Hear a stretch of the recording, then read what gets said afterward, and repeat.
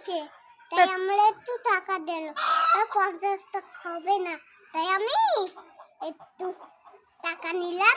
তাহলে একটা একটা কথা শোনো, একটা শিয়াল একটা একটা একটা একটা বিটাস ছিল।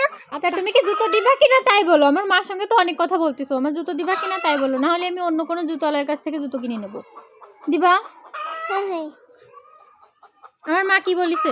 তোমার মা বলছে তোমার জামা কাপড় সব গুছাই দিয়ে বাসায় একটা অন্য মাছ ছিল, তোমার ভালোবাসিল। না, আমার অন্য মা লাগবে না বাবা, আমার যে মা আছে ভালো। তুমি কি জুতো বিক্রি করবা কিনা তাই বলো। এই জুতো তো মানসিক গেতা। তা তুমি মানছি কি জুতো